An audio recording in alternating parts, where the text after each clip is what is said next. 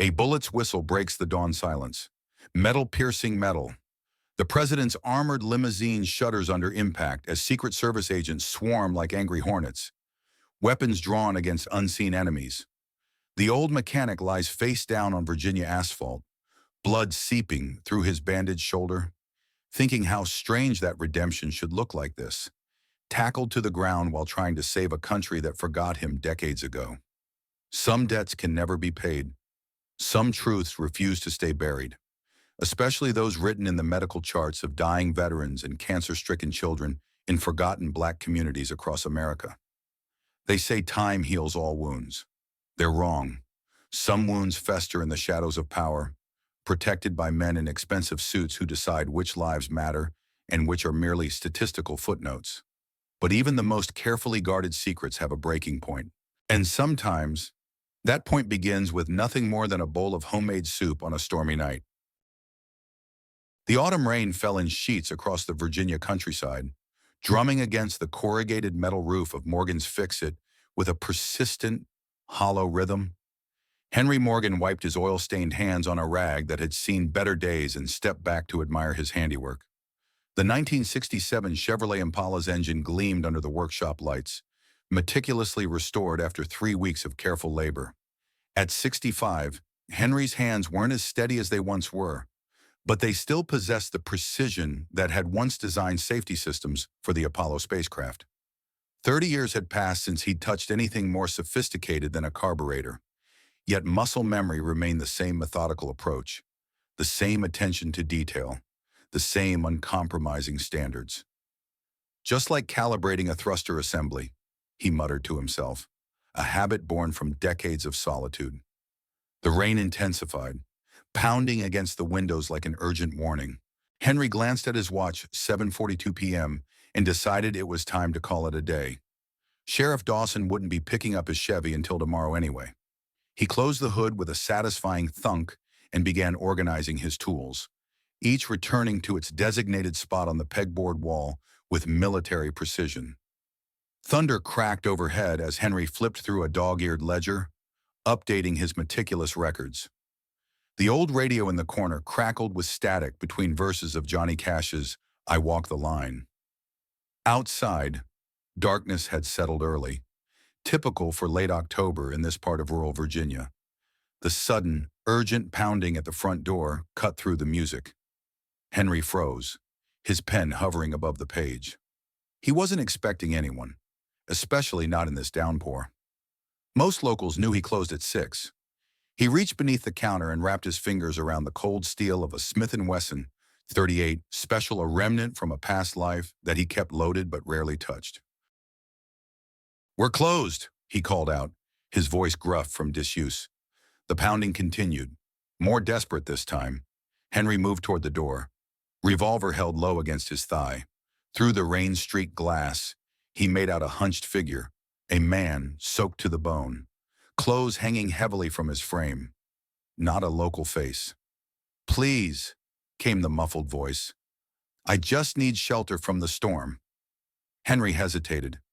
30 years of self-imposed isolation had made him wary of strangers, but something in the man's voice, a genuine desperation, perhaps stirred a forgotten instinct. He unlocked the door, keeping the gun hidden but ready. The man who stumbled in was in his early 50s, his sodden clothes clinging to a frame that appeared once athletic but now gaunt. Despite the disheveled appearance, Henry noticed incongruous details, the precision haircut grown out, but still showing its expensive styling, the quality watch peeking from beneath a frayed sleeve, the posture of someone used to commanding attention, now deliberately hunched to appear smaller. "Thank you," the man said, water pooling around his feet on the concrete floor. His eyes darted around the garage, taking in exit points, tools that could serve as weapons, the distance between them. The assessment was quick, professional, and immediately set off alarm bells in Henry's mind.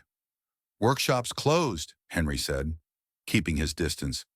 "Gas station with a convenience store is about 5 miles down the road, if that's what you're looking for." The stranger shook his head, sending droplets flying. "I'm not looking for a store, just a place to wait out the storm." His accent was educated East Coast, not local. My car broke down about a mile back. Phone's dead. Henry didn't point out the lack of luggage, the absence of car keys in the man's pockets, or the mud caked up to his knees suggesting he'd been traveling through fields, not roads. "What's your name?" Henry asked, thumb resting near the hammer of his concealed revolver. "Michael," the man replied after the briefest hesitation. "Michael Crawford." Henry nodded toward a metal stool by the workbench. "Sit there. Keep your hands where I can see them." Michael complied, his shoulders sagging with what seemed like genuine exhaustion. Up close, Henry could see the dark circles under the man's eyes, the 3-day stubble, and the way his cheekbones protruded sharply, signs of someone who hadn't been eating or sleeping properly. The old mechanic hesitated, then tucked the revolver into his waistband at the small of his back. "I've got coffee in the back. And soup." Michael looked up, surprise flickering across his face. "That would be... Thank you." Henry disappeared into the small kitchenette behind the office. He returned minutes later with a steaming mug of black coffee and a bowl of chicken soup that he'd heated on the hot plate. "It's nothing fancy," Henry said, placing both on the workbench. "My wife's recipe. Only thing I know how to make worth a damn." Michael wrapped his hands around the mug, letting the warmth seep into his fingers before taking a cautious sip. The relief that washed over his face was palpable. He attacked the soup with controlled desperation, someone forcing himself to eat slowly, despite profound hunger. "Your wife must be a good cook," Michael said between spoonfuls. "Was," Henry corrected flatly. "Cancer, 15 years ago." Michael paused, lowering his spoon. "I'm sorry." "Don't be. Wasn't your doing." Henry leaned against the counter, studying his unexpected guest. As Michael raised his arm to drink from the mug, his sleeve rode up slightly. The dim workshop lighting caught the unmistakable gleam of a Rolex Submariner, a watch worth more than most people in the county made in 6 months. Henry's eyes narrowed. The watch had been deliberately obscured by the frayed cuff, but the movement had revealed it. "That's some fancy hardware for a man down on his luck," Henry observed casually. Michael froze, then slowly set down the mug. His posture changed subtly, shoulders squaring, spine straightening. The pretense of the exhausted traveler didn't disappear entirely, but it receded, revealing something harder underneath. "I should go," he said, making no move to stand. "Storm's getting worse," Henry replied, nodding toward the window where lightning briefly illuminated the torrential downpour. "And we both know you don't have a broken-down car a mile back." The tension between them crystallized. Two men sizing each other up across a workbench cluttered with tools that could serve as weapons for either of them. "Who are you really, Mr. Crawford?" Henry asked. "And what kind of trouble are you in?" Michael stared at him for a long moment, calculation evident in his eyes. Then, unexpectedly, his shoulders slumped, not in defeat, Henry noted, but in a deliberate decision to reveal something. "I was Deputy Director of Cybersecurity Operations at the Department of Defense," Michael said quietly. "Until 3 days ago." Henry didn't react, though this explained the military bearing he detected beneath the disheveled exterior. "And now I'm a man on the run with a thumb drive that contains evidence of crimes that would put half of Washington behind bars if it ever went public." Michael held Henry's gaze steadily. "Including the planned murder of American citizens on American soil." The rain hammered against the roof, filling the silence that followed this declaration. Henry had lived long enough to recognize when someone was telling the truth, or at least what they believed to be the truth. "You picked the wrong garage to hide in," Henry said finally. "I'm not interested in government conspiracies or playing hero. Haven't been for a very long time." "I didn't pick your garage," Michael replied. "It was just here. But maybe it wasn't an accident." His eyes flicked to Henry's hands that moved with too much precision for a simple mechanic. "Those aren't just a mechanic's hands." "Engineer." Henry stiffened. "That was another life." "NASA," Michael ventured. When Henry didn't respond, he nodded slowly. I thought so. There's a certain way engineers from that era organize their tools. Military precision with scientific methodology. Henry felt a chill that had nothing to do with the rain. It had been 30 years since anyone had recognized his past so quickly. You've done your homework. No, Michael shook his head. Just an educated guess.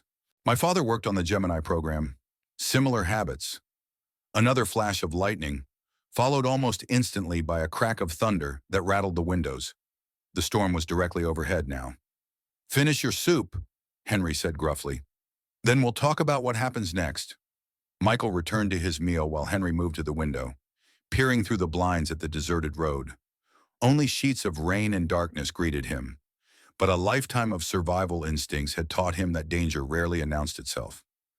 When Michael finished eating, Henry collected the empty bowl and mug. Start talking, the real story this time. Michael took a deep breath. For the past 18 months, I've been monitoring a series of encrypted communications between high-level officials at the CIA, DoD, and several private military contractors. They were using a supposedly secure channel, but I designed the encryption protocol myself. I built a backdoor. Why were you spying on your own people? Henry asked, suspicion evident in his voice. Because 2 years ago, I found a budget discrepancy. $87 million allocated to a project that officially didn't exist. Money disappearing into a black hole called Operation Blackwater? Michael's voice hardened. I tracked it because it's my job to ensure network security, and off-books operations are security risks. What did you find? Chemical weapons testing. Michael's words fell like stones. Not in some foreign desert, but right here in the United States. They've been testing diluted agents on unsuspecting communities for years, primarily in areas with high concentrations of minorities and veterans. Places where unusual cancer clusters or respiratory diseases would be attributed to poverty, industrial pollution, or poor health care. Henry's expression didn't change, but his mind was racing, connecting dots from news stories over the years, unexplained illness outbreaks in poor communities, dismissed as coincidence or environmental factors. That sounds like something from the Cold War era, Henry said. MK Ultra, Tuskegee, that kind of nightmare was supposed to be over. It never ended, Michael replied. It just got more sophisticated, more deniable. He leaned forward. And now they're planning to scale up. A new phase they're calling Blackwater Prime, scheduled to begin next month. Why come forward now? Michael's expression darkened. Because I found my own name on a list. Me and 26 other people who had access to certain systems, all scheduled for retirement before the next phase begins. 3 people on that list have already died in apparent accidents. Henry absorbed this, his face impassive. He'd spent decades cultivating the ability to hide his thoughts, but his mind was systematically analyzing Michael's story, searching for inconsistencies or falsehoods. He found none. These are serious accusations, he said finally. Why not go to the press, the FBI? The operation has roots in every agency, Michael explained. The FBI director's brother-in-law runs one of the contracting companies. The heads of 3 major news networks are on the payroll. I tried sending encrypted evidence to a journalist I trusted. His voice faltered. She died in a home invasion the next day. Another silence, broken only by the storm outside. So why here? Henry asked finally. Why my garage? I told you it was just here. I've been moving cross-country, staying off main roads, avoiding cameras. Michael hesitated. But I'm running out of time. They're closing in. I need to get this evidence to someone who can actually do something with it. And who would that be? I have a contact at the Washington Post. Former military intelligence. Someone I trust. If I can reach him, give him what I have. Michael trailed off. Henry moved back to the window, scanning the road again. The rain had slackened slightly, allowing better visibility. The road remained empty, but something in the air had changed a tension that raised the hair on the back of his neck. You were followed, he said quietly. Michael stiffened. Impossible.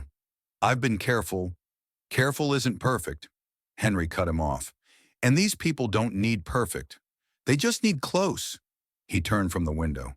We need to move. Now. As if to punctuate his statement, distant headlights appeared around the bend, moving slowly despite the rain.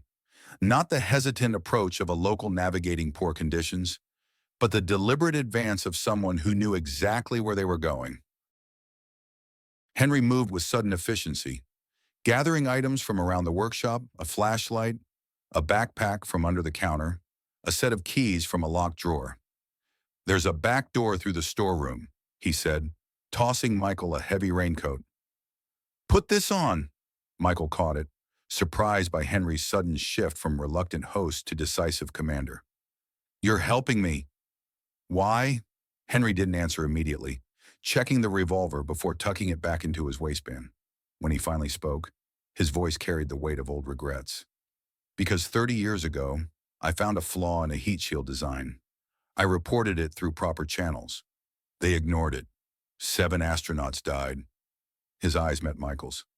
I kept quiet afterward, took the settlement, walked away. He grabbed a shotgun from a cabinet and broke it open to check the load. Never again. The headlights grew closer, now joined by a second pair behind them. Those aren't local police, Michael said, recognizing the distinctive pattern of government vehicles. No, Henry agreed. Your friends from D.C. have found you. They moved through the storeroom, navigating around stacks of spare parts and old tires. Henry paused at a metal cabinet, quickly working a combination lock. Inside were items that no simple mechanic would possess: a military-grade first aid kit, several passports, stacks of cash, and a collection of weapons. Michael's eyebrows rose. You're not just an ex-NASA engineer, are you? Like I said, Henry replied, stuffing supplies into the backpack. That was another life. He handed Michael a 9mm pistol. You know how to use this. Michael checked the magazine and chambered around with practiced ease. Yes, Henry nodded approvingly. Back door leads to a utility access road. Beyond that is forest for about half a mile, then Willard Creek. Follow the creek north about 3 miles, and you'll reach an old hunting cabin. We'll regroup there. Michael asked. I can't ask you to. You didn't ask. Henry cut him off. And if these people are who you say they are, they won't leave witnesses. He slung the backpack over his shoulder. Which means I'm already involved. They reached the back door just as vehicle doors slammed in the front lot. Henry peered through the small window set into the metal door. The rain had dwindled to a drizzle, and the cloud cover was breaking, allowing moonlight to illuminate the landscape behind the garage, an open area extending about 50 yards before giving way to dense woods. Hold up, Henry whispered, spotting movement. They've already got the back covered. 2 figures in tactical gear were positioning themselves at the edge of the tree line, rifles at the ready. Professional, Henry muttered. Military training.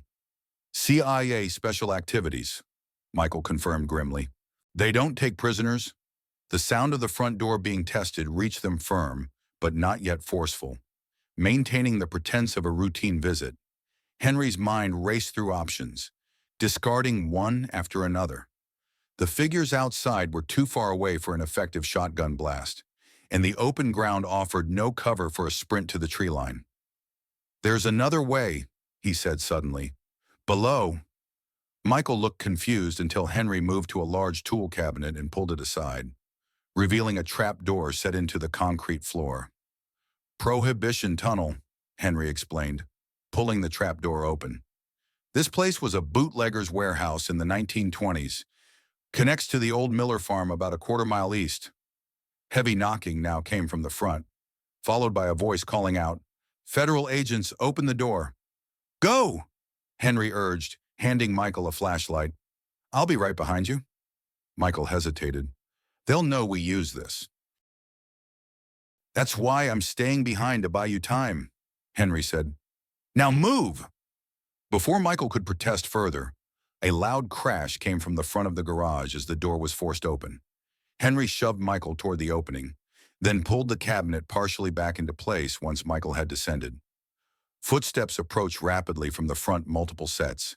Moving with tactical precision, Henry straightened up and turned, shotgun held casually at his side, to face the intruders. 4 men entered the storeroom, weapons drawn. 3 wore tactical gear with no identifying markers, but the 4th was dressed in an expensive suit beneath a raincoat.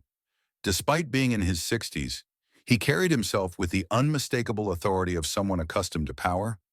His silver hair was immaculately styled, and his cold blue eyes took in the scene with calculating precision. "Robert Hargrove," Henry said, recognizing the CIA director from news broadcasts. "You're a long way from Langley." Hargrove's eyebrows rose slightly.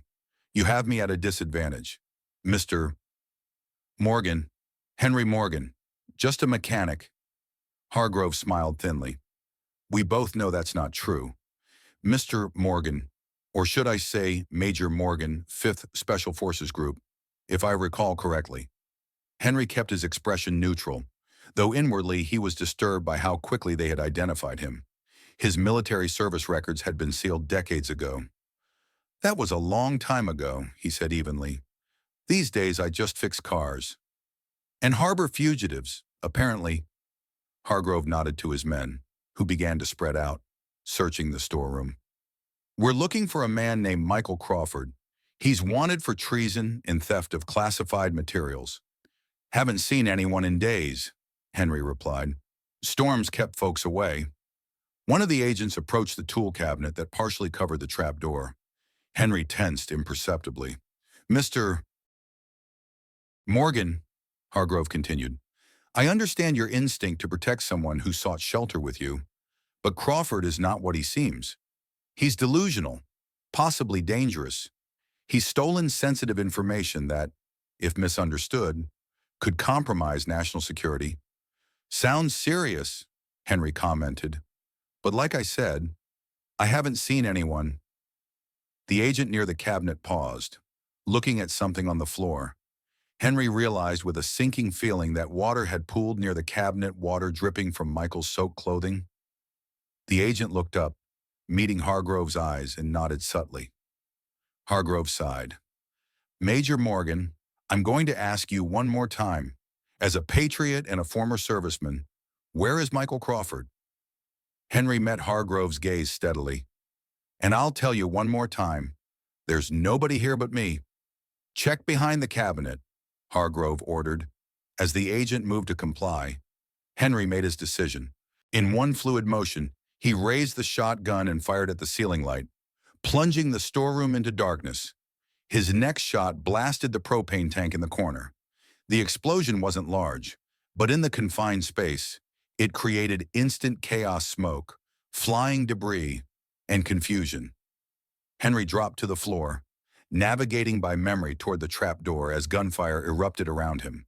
He felt a searing pain in his left shoulder as a bullet found its mark, but adrenaline kept him moving. He reached the cabinet, shoved it aside, and dropped through the trapdoor, pulling it shut above him as bullets splintered the wood around him.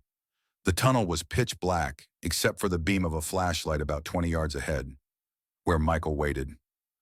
"Move!" Henry shouted, stumbling toward him.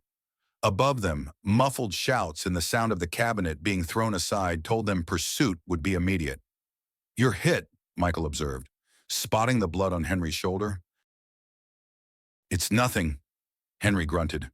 "Keep going." They raced through the narrow tunnel, their footsteps echoing on the damp stone floor. The passage was barely 6 feet high, forcing Henry to stoop slightly as they ran. Behind them, beams of light appeared as their pursuers entered the tunnel. "How far?" Michael gasped. "Almost there," Henry replied, though the burning in his shoulder was intensifying. The tunnel began to slope upward, and finally, they reached a set of rotting wooden stairs leading to another trapdoor. Henry pushed it open, revealing a decrepit barn, long abandoned. They emerged into the musty interior just as a gunshot rang out in the tunnel behind them. Henry kicked the trapdoor shut and dragged a rusted tractor part over it. "That won't hold them long," he panted. Outside the barn, the storm had passed, leaving a clear night sky filled with stars. The moon provided enough light to see the overgrown fields surrounding the old Miller farmstead. The farmhouse itself was just a burnout shell, destroyed years ago. "Woods are that way," Henry pointed. "We need to—" The sound of a helicopter approaching from the west cut him off. "They're bringing in air support," Michael said grimly. "Thermal imaging.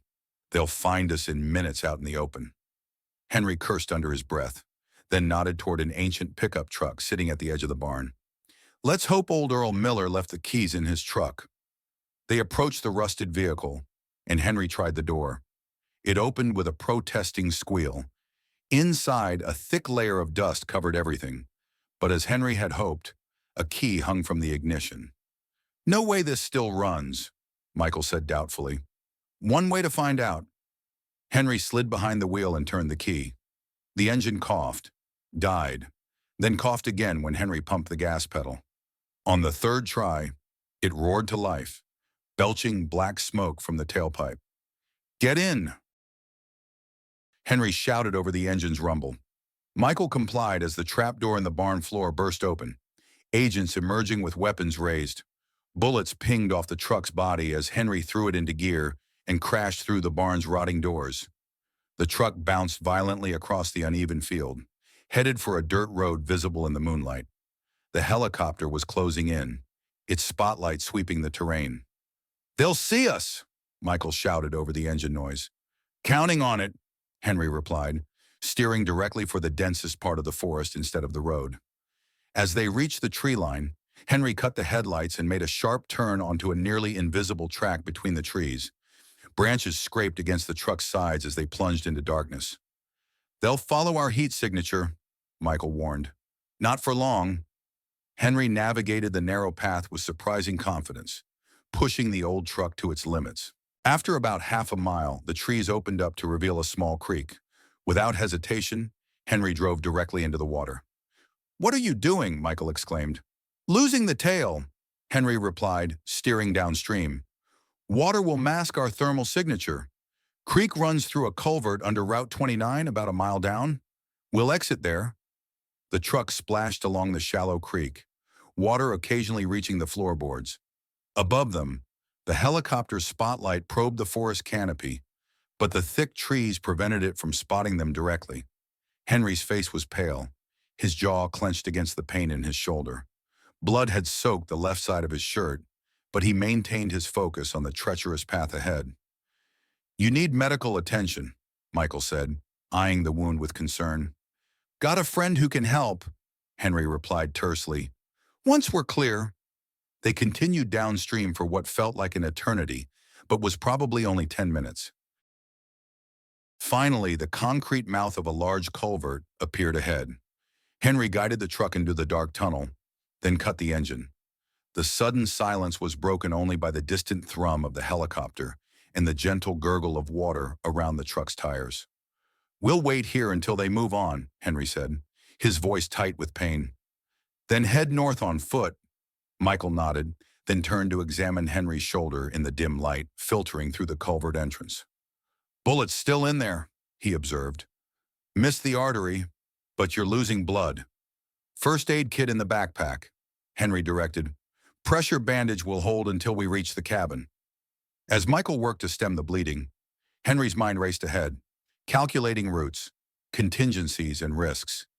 It had been decades since he'd been in a situation like this, yet the old instincts were returning with disturbing clarity. "Why are you really helping me?" Michael asked quietly as he secured the bandage. "You could have handed me over. Saved yourself all this." Henry was silent for a long moment. When he finally spoke, his voice carried the weight of old ghosts. 7 astronauts died because I didn't fight hard enough for what I knew was right," he said. "I filed reports, sent memos. But when they stonewalled me, I backed down, told myself it wasn't my responsibility anymore." His eyes found Michael's in the darkness. "Then I watched them burn up on re-entry on live television. Their families were watching too." The helicopter's sound grew fainter as it moved away, searching in the wrong direction. "After that, I couldn't design spacecraft anymore. Couldn't face another meeting, another boardroom. So I disappeared. became just another anonymous mechanic in a forgotten corner of Virginia? Henry closed his eyes briefly. But some debts can't be paid by running away. Michael absorbed this, understanding dawning in his eyes. So this is redemption? No. Henry shook his head slightly. There's no redemption for what I did or didn't do. This is just not making the same mistake twice. They lapsed into silence, listening as the helicopter's sound faded entirely. After 20 minutes, Henry started the truck again and guided it out the other side of the culvert onto a narrow service road.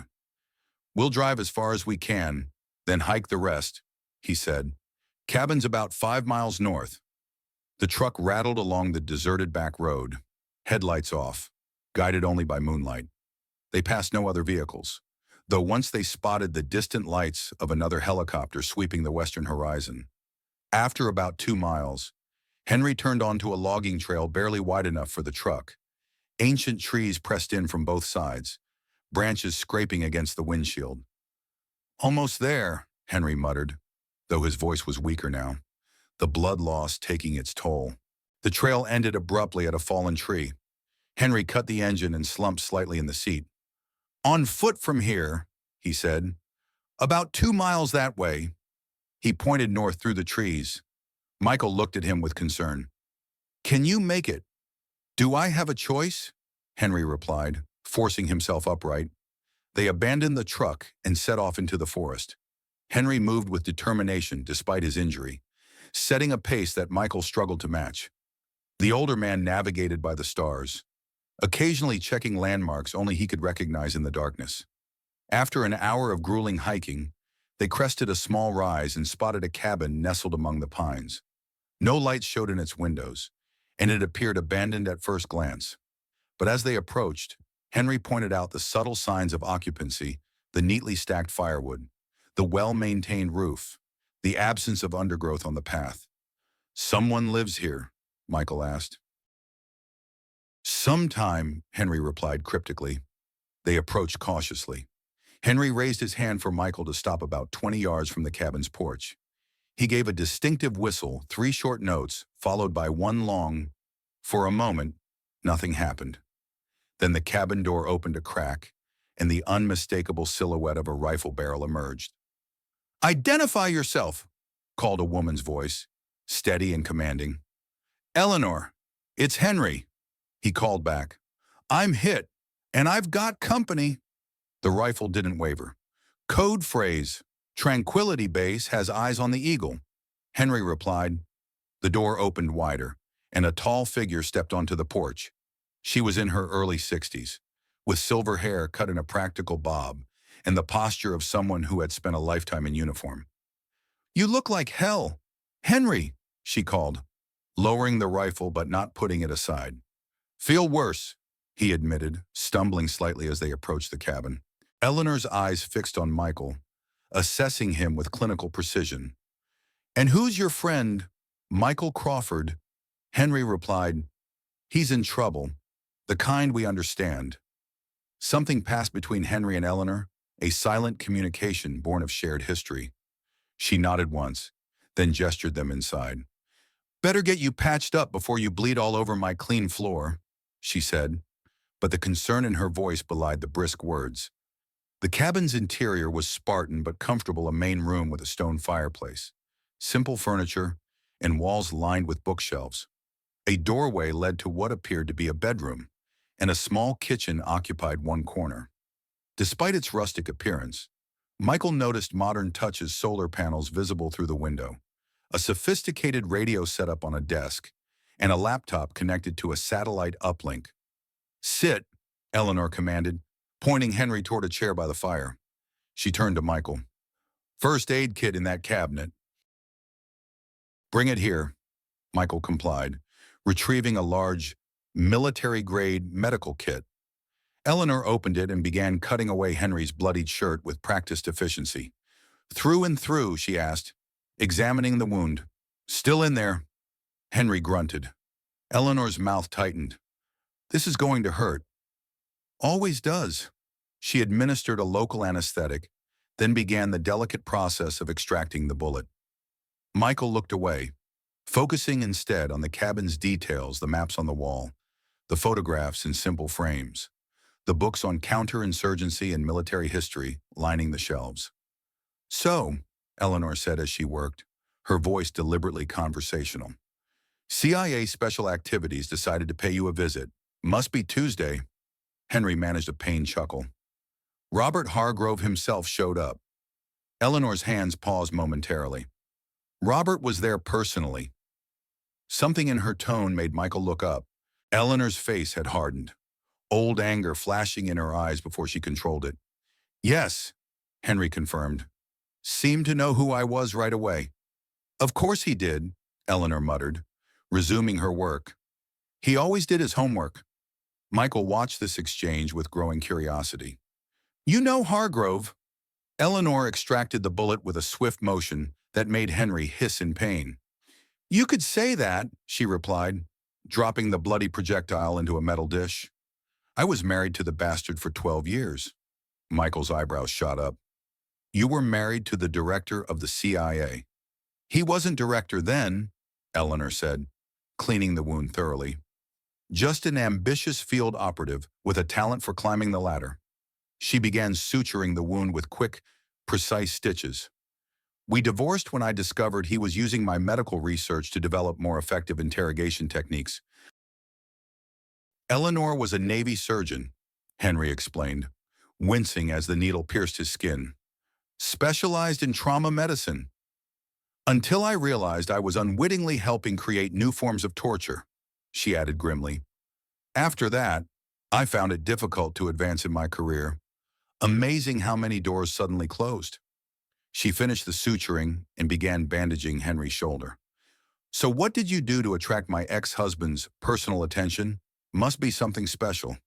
Henry glanced at Michael, who hesitated before responding.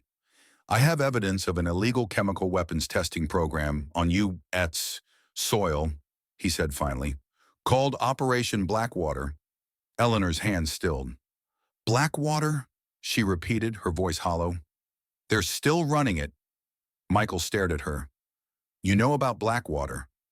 "I suspected," she replied, securing the bandage with surgical tape. "Unusual disease clusters in specific communities. Symptoms that didn't match standard diagnoses. I was tracking patterns when my research was suddenly classified, and I was transferred to a desk job." Her eyes met Michael's.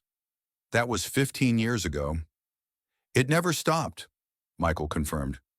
"It expanded, and now they're planning something bigger. Phase they're calling Blackwater Prime." Henry struggled to sit up straighter. "What exactly is in this evidence you're carrying?" Michael reached into his pocket and pulled out a small thumb drive. "Everything. Test locations, chemical compositions, budget allocations, internal communications, names of everyone involved, from lab technicians to cabinet secretaries." He held up the drive. "Enough to send dozens of people to prison for the rest of their lives."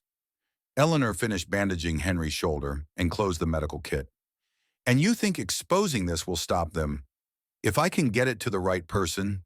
"Yes," Michael insisted. "Someone who can't be silenced or bought off." "There's no such person," Eleanor said flatly. "Not when it comes to this level of government operation." "There is," Michael countered. "My contact at the Washington Post, former military intelligence with connections to 3 foreign news outlets. If he gets this, it goes public simultaneously through multiple channels. Too big to contain." Henry and Eleanor exchanged a look of skepticism mixed with a faint hope. "Washington's 4 hours away," Henry said, "and they'll have every road watched, every airport monitored. Not to mention Robert's reach inside the Post itself," Eleanor added. Michael's face fell. "Then what do you suggest? We can't just—" A sharp electronic chirp interrupted him. Eleanor moved quickly to the desk where a tablet displayed a security feed. "Motion sensors on the north perimeter," she reported. 200 yards out and closing." Henry pushed himself to his feet, grabbing his shotgun. "How many?" Eleanor studied the screen. "Heat signatures suggest at least 6, moving in tactical formation." "They found us already?" Michael asked incredulously. "The truck," Henry realized. They must have had more air support than we thought. Tracked it to the fallen tree. Eleanor opened a cabinet and removed 3 rifles, handing one to Michael. Back door. Through the root cellar. There's a tunnel that leads to a hunting blind about half a mile east. You're not coming, Michael asked. Someone needs to slow them down, she replied calmly, checking her rifle's chamber. Henry's in no condition for another firefight. Eleanor, Henry began, but she cut him off. Don't argue, Henry. You know I'm right. She glanced at the security feed again. 3 minutes, maybe less. Go. Henry hesitated, then nodded reluctantly. Like Belgrade, a ghost of a smile touched Eleanor's lips. Just like Belgrade. Now move. Henry led Michael to the kitchen, where he pulled back a rug to reveal a trapdoor. Ladies and gentlemen, for my next trick, he muttered, pulling it open. You people really love your secret tunnels, Michael observed as they descended into the root cellar. Paranoia has its advantages, Henry replied, leading him to a narrow passage cut into the earth, reinforced with timber. Behind them, Eleanor methodically positioned herself at a window with good sight lines to the approaching forces. She dimmed the cabin lights and settled in, rifle resting on a sandbag, her breathing slow and controlled. Outside, Robert Hargrove stood behind an armored SUV, watching the thermal imaging feed on a tablet. 6 of his men were approaching the cabin from different angles, while a sniper had positioned himself on a ridge with a clear view of all exits. Sir, we have heat signatures inside, reported a technician. 2, possibly 3 individuals. Hargrove nodded. Crawford is definitely one of them. Morgan probably another. He studied the layout of the cabin displayed on another screen. Who owns this property? The technician tapped at a keyboard. Records show it belongs to a Dr. Eleanor Parker, former Navy Medical Corps, retired 15 years ago. Hargrove's expression changed surprise, then something harder to read. Eleanor, he murmured. After a moment, he reached for a radio. All units hold position. Do not approach the cabin. Repeat, hold position. His men froze in place, confused by the sudden change in orders. Hargrove took a deep breath, then spoke again into the radio. This is Director Hargrove. I'll approach alone. Maintain your positions and hold fire unless I give the command.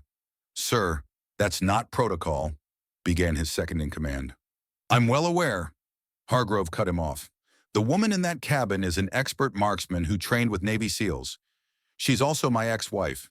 If anyone is going to talk her down, it's me. Inside the tunnel, Henry and Michael moved as quickly as Henry's injury would allow. The passage was narrow but tall enough to stand in, clearly well-maintained.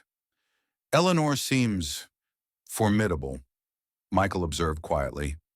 You have no idea, Henry replied. 22 confirmed kills during her deployment in the Balkans. They called her the surgeon for more reasons than her medical degree. Michael processed this, connecting dots. You two have history beyond friendship. We serve together, Henry said simply. That creates bonds civilian life can't match. They reached a junction where the tunnel split in 2 directions. Left goes to the hunting blind, Henry explained.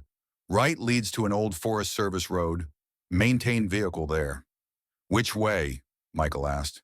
Henry considered. The hunting blind is a defensible position, but we'd be trapped if they found us. Road it is, Michael decided. They turned right, moving faster now. The tunnel began to slope upward, and soon they reached another set of stairs leading to a trap door. Henry paused, listening carefully before pushing it open. They emerged into a small, camouflage shed. Through its single window, they could see an old Land Rover parked on a narrow dirt road. Eleanor thinks of everything, Michael remarked. Always has. Henry agreed. He moved to a lockbox mounted on the wall and entered a combination. Inside were keys, cash, 2 passports, and a satellite phone. As Henry collected these items, a distant crack split the night a rifle shot, followed by several more in rapid succession. Eleanor, Henry said, his face tightening. Michael touched his arm. We can't go back. You know that. Henry stood frozen for a moment, torn between duty to his mission and loyalty to his friend. Finally, as he nodded grimly and grabbed the keys, if they've hurt her, he began, but didn't finish the thought. They exited the shed and approached the Land Rover. Henry slid behind the wheel, his movements stiff from pain and exhaustion. As he started the engine, more gunfire echoed through the forest behind them. I'm sorry, Michael said quietly. Henry didn't respond, putting the vehicle in gear and accelerating down the dirt road. Back at the cabin, an extraordinary scene was unfolding. Robert Hargrove stood on the porch, hands raised non-threateningly, while Eleanor kept him in her rifle sights through the window. Hello, Ellie, he called, using a nickname she had once treasured. Don't call me that, she replied coldly. State your business and leave. I need to speak with you, Hargrove said. Alone, no tactical teams, no backup. The rifle shots I heard suggest otherwise, Hargrove grimaced. Over-eager subordinate. I've disciplined him accordingly. Eleanor's aim didn't waver. What do you want? Robert. Michael Crawford is a threat to national security, he said. The information he stole is classified at the highest level. If it falls into the wrong hands, like the hands of the American people, Eleanor interrupted. Hargrove sighed. It's more complicated than that. Ellie, it always is with you. Her finger remained steady on the trigger. Operation Blackwater, chemical weapons testing on American citizens. That's what this is about, isn't it? Surprise flickered across Hargrove's face before he controlled it. Crawford has been feeding you misinformation. Crawford isn't here, Eleanor lied smoothly. And I knew about Blackwater long before today. Those mysterious illness clusters I was investigating before you had me reassigned, that was Blackwater's handiwork. Hargrove's expression hardened. This is bigger than you understand. National security requires difficult decisions. Experimenting on your own citizens isn't a difficult decision, Eleanor replied. It's a war crime. For a long moment, they stared at each other, former husband and wife, now separated by an unbridgeable moral chasm. Where are they headed? Hargrove finally asked. Even if I knew, I wouldn't tell you. Hargrove studied her face, then nodded slowly. You always were a terrible liar, Ellie. Forest Service Road to the east. They're already gone. He stepped back from the porch. I'll find them with or without your help. I know you will, Eleanor replied. You always were relentless. One last chance, Hargrove offered.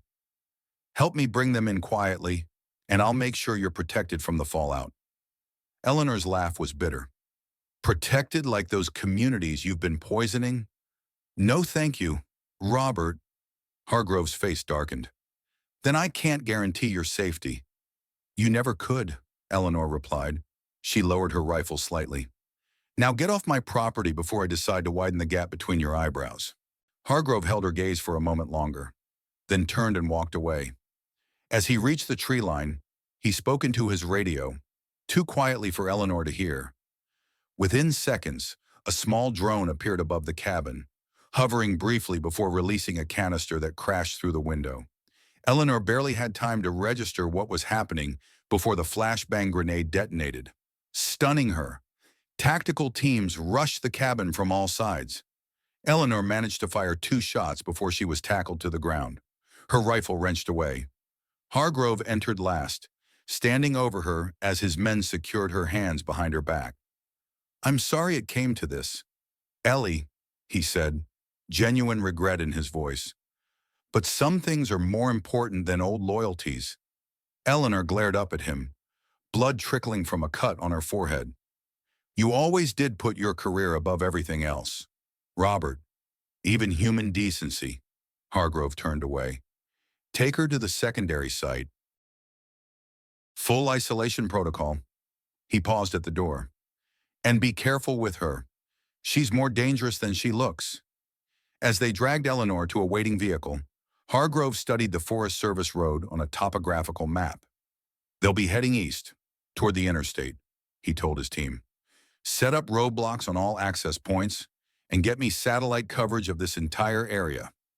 Yemwer, sir, his second-in-command replied. And the president's schedule. Hargrove checked his watch. No change. The motorcade leaves Camp David at 900 hours. We need this situation contained before then. Miles away, Henry and Michael were making steady progress along the winding Forest Service road.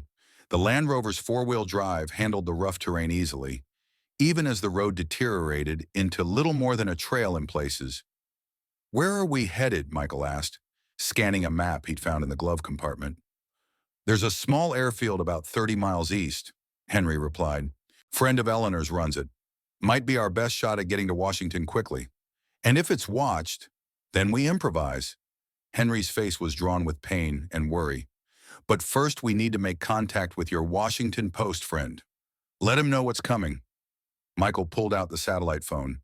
This secure bounces the signal through 3 different satellites, Henry confirmed. Untraceable for at least a short call.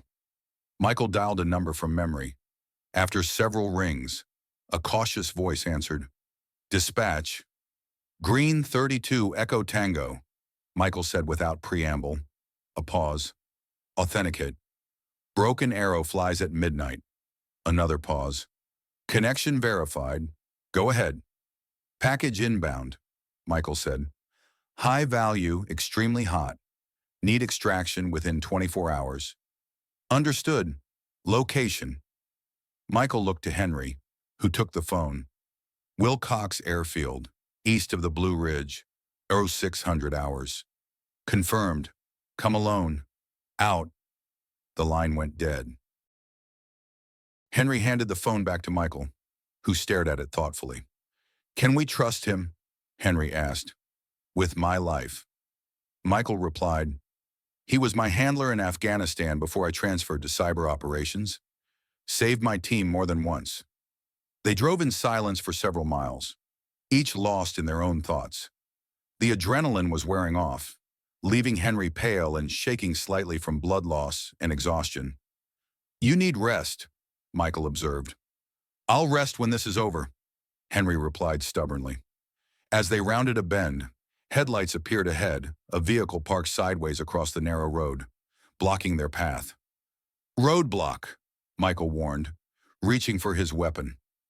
Henry slowed, assessing the situation. Too soon to be Hargrove's people. As they approached cautiously, they could make out an old pickup truck with its hazard lights flashing. A man in hunting gear waved at them, apparently seeking help. Local, Henry guessed. Wrong place, wrong time, or a trap, Michael countered. Henry stopped the Land Rover about 50 yards from the truck. Only one way to find out. He flashed his high beams twice, watching the hunter's reaction. The man seemed confused, waving more urgently and pointing to his truck's engine. Seems genuine, Henry observed, but we can't risk it. He put the Land Rover in reverse, preparing to find another route, when the hunter suddenly drew a handgun from beneath his jacket. Down! Henry shouted, throwing the vehicle into a hard reverse just as bullets shattered the windshield.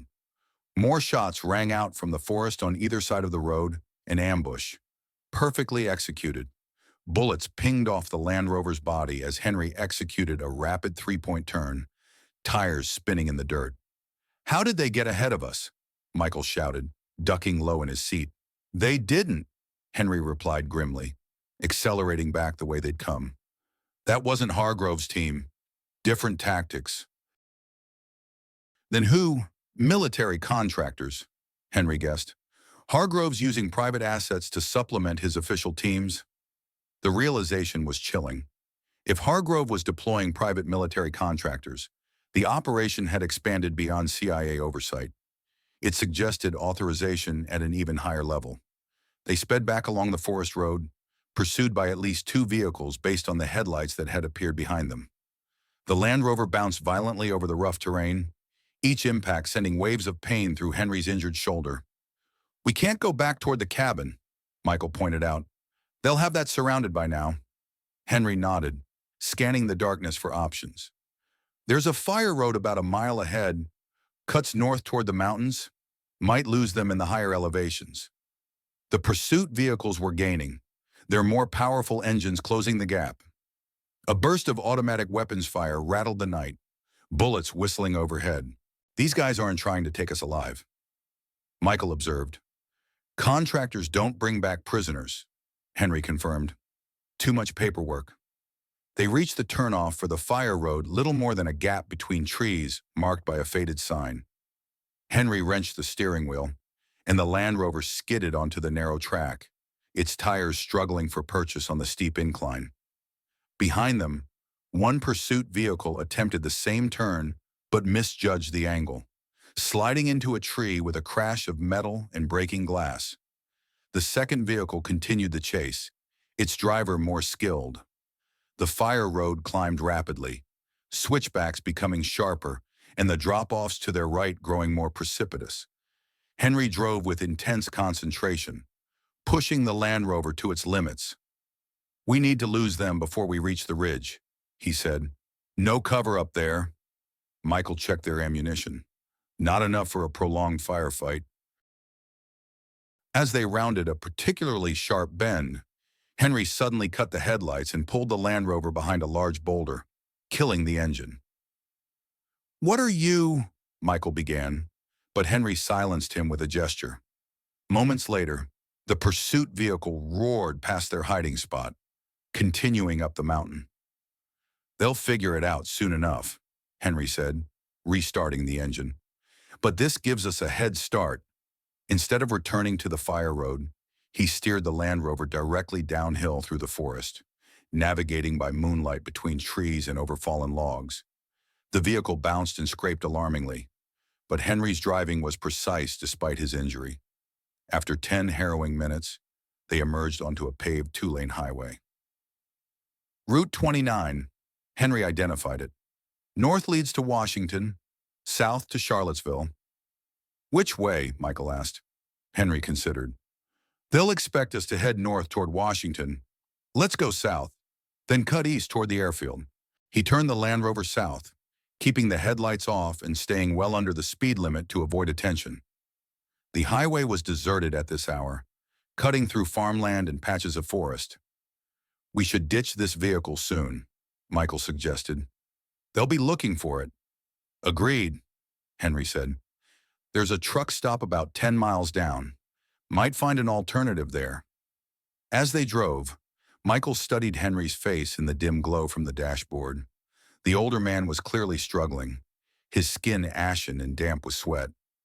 You need a doctor, Michael said quietly. Later, Henry replied. Mission first. Why? Michael pressed. Why is this your mission? You don't even know me. Henry was silent for a long moment.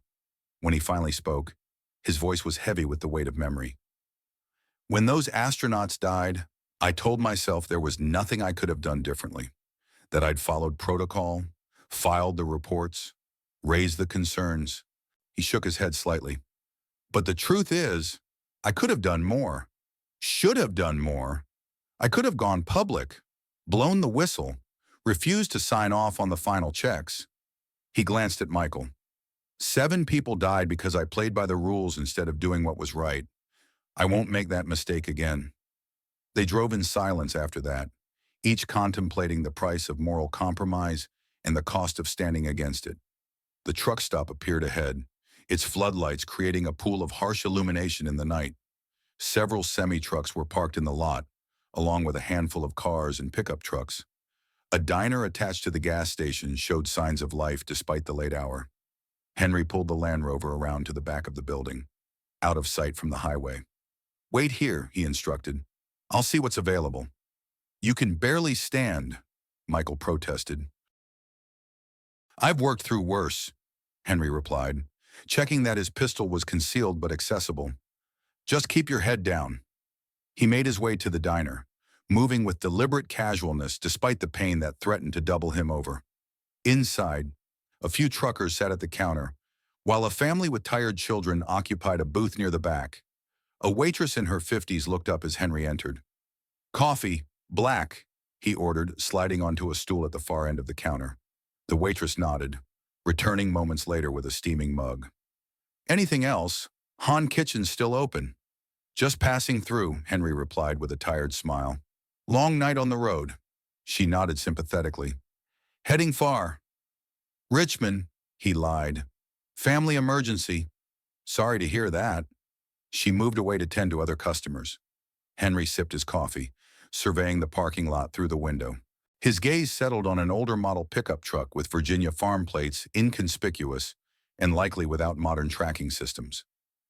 He finished his coffee quickly, left cash on the counter, and strolled out to the parking lot. After confirming no one was watching, he approached the pickup and examined it. The door was unlocked, common in rural areas, and the ignition was old enough to be easily hot-wired. As he prepared to climb in, a voice stopped him. That's my truck, mister. Henry turned to find a heavy-set man in his 70s standing a few feet away, keys in hand and suspicion in his eyes. Sorry, Henry said, thinking quickly. Thought it was my brother's. Same model. Similar color. He gestured vaguely toward the back of the lot. Mine's parked over there. The man didn't move. You don't look so good. You bleeding? Henry glanced down and saw that blood had seeped through his jacket. Hunting accident, he improvised. Just a graze. Heading to my cousin's place to clean up. The farmer's eyes narrowed. In the wrong direction. Seems to me, hospital's north of here. Like I said, family emergency, Henry replied, struggling to maintain his composure as a wave of dizziness washed over him. Need to get to Richmond. The old farmer studied him for a long moment, then sighed. My son's in the army, 3 tours in Afghanistan, came back with plenty of scars, inside and out. He jingled his keys thoughtfully. He had that same look you got, like you're seeing things the rest of us don't. Henry remained silent, unsure where this was heading. Tell you what, the farmer continued. I was heading home anyway. Pembroke Farm, about 15 miles east. Got a place you can rest. Clean up that wound proper. He dangled the keys. I'll drive. Henry hesitated, weighing the risk against his deteriorating condition. I've got a friend with me, he said finally. The farmer nodded, unsurprised. Figured as much. The way you keep looking back at those bushes, he gestured toward where Michael was indeed hidden. Both of you, come on. Offer stands. Henry considered their options. They needed a vehicle, and his condition was worsening. This unexpected offer might be their best chance. Why would you help strangers? He asked directly.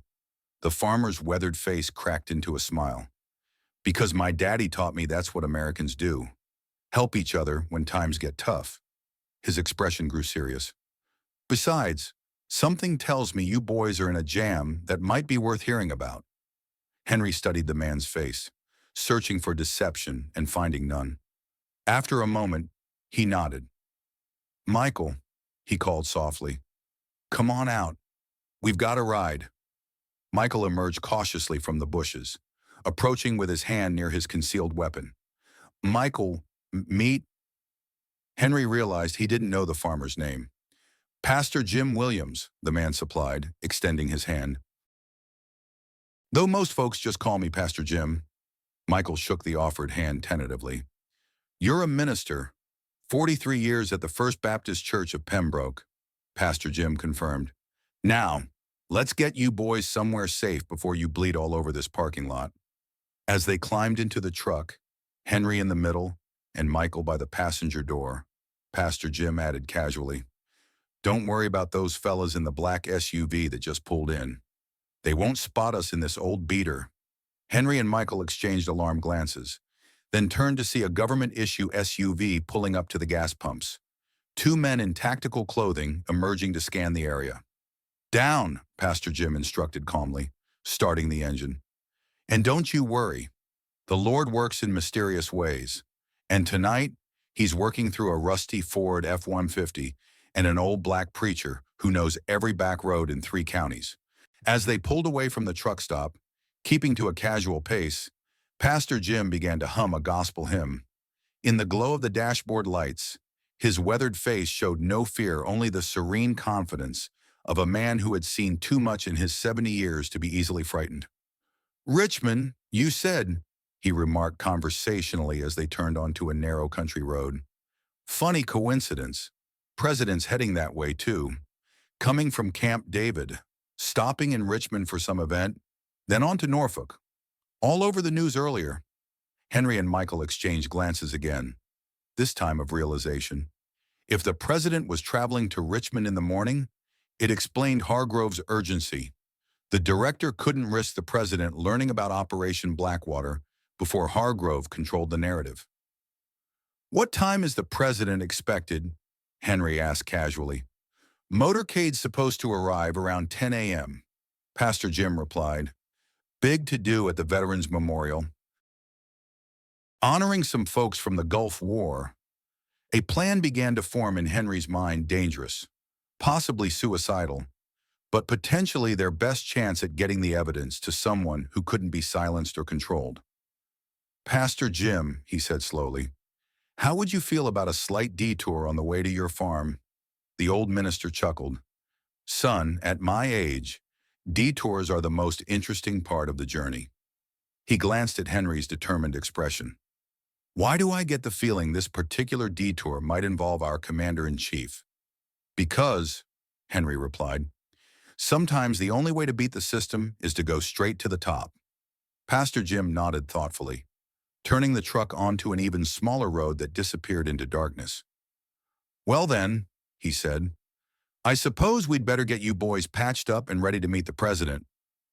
Behind them, the lights of the government SUV flashed briefly as it turned onto the main highway, heading in the wrong direction.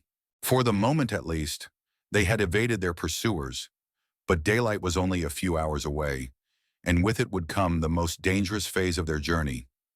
The road ahead disappeared into darkness, much like their futures, uncertain, fraught with peril, but leading inexorably toward a confrontation that would change the course of history. The Pembroke farmhouse stood silhouetted against the pre-dawn sky, a two-story structure built in the 1800s and maintained with obvious care. Pastor Jim's truck rumbled up the gravel driveway, headlights cutting through lingering mist that clung to the surrounding fields. "Home sweet home," Pastor Jim announced, parking beside a weathered barn. "Not much, but it's been in my family for 4 generations." Henry surveyed the property with a tactician's eye. The farmhouse sat on a gentle rise, offering good visibility in all directions. A line of oak trees provided a natural windbreak to the north, while open fields stretched to the east and south. Defensible, if it came to that. "You live here alone?" Michael asked as they exited the truck. "Since my Martha passed 3 years ago," Pastor Jim confirmed. "Children are grown and scattered across the country. Army sons in Texas now, daughters teaching in California." He led them to the back door, unlocking it with practiced ease. Inside, in the kitchen was warm and inviting, worn but immaculate, with cast-iron cookware hanging above a modern stove. "Sit," Pastor Jim directed, pointing Henry toward a chair at the oak table. "Let me see that wound properly." To their surprise, the elderly minister moved with clinical efficiency, gathering first aid supplies and laying them out methodically. "Vietnam," he explained, noting their expressions. "2 tours as a combat medic before I found my calling with the good book. Some skills you never forget."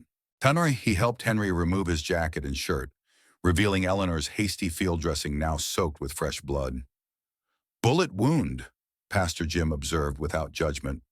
"And not your first, I'd wager." He examined the injury with gentle but probing fingers. "Stitches are holding, but you've torn something inside. Need to clean it and rebandage."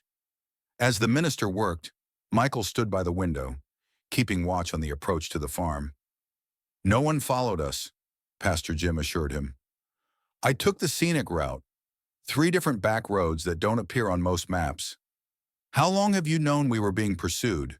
Henry asked, wincing as the pastor applied antiseptic to the wound. "Suspected it the moment I saw you," Pastor Jim replied. "Confirmed it when those government types showed up at the truck stop." He began applying a fresh bandage. "In my 70 years, I've learned to recognize men running from something.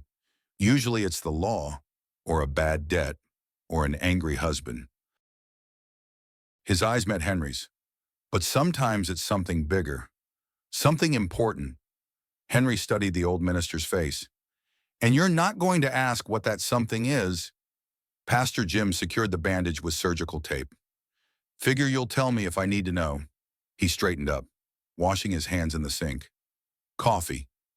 Without waiting for an answer, he set about brewing a pot, moving around his kitchen with the comfort of decades of familiarity. So, he said casually, measuring ground coffee into a filter. What's the plan for meeting the president? Michael looked alarmed, but Henry merely nodded. The presidential motorcade will pass through Millfield Junction on the way to Richmond, he said.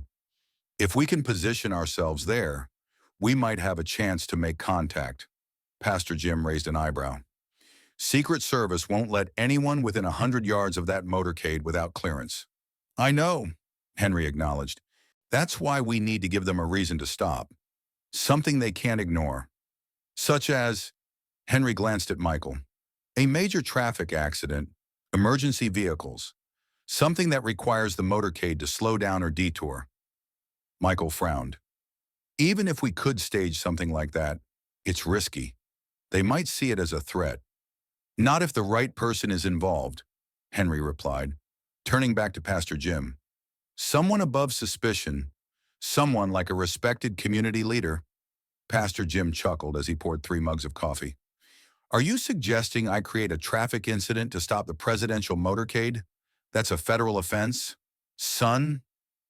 Only if the intention is to impede the president, Henry pointed out. A genuine accident that happens to require assistance would be different. The old minister handed them each a mug. And what would you do if the motorcade stopped or make direct contact? Henry said simply, get the evidence to the president before Hargrove can spin the situation. Pastor Jim sipped his coffee thoughtfully. Bold plan, likely to get you shot by Secret Service. I've operated under diplomatic protection details before, Henry said.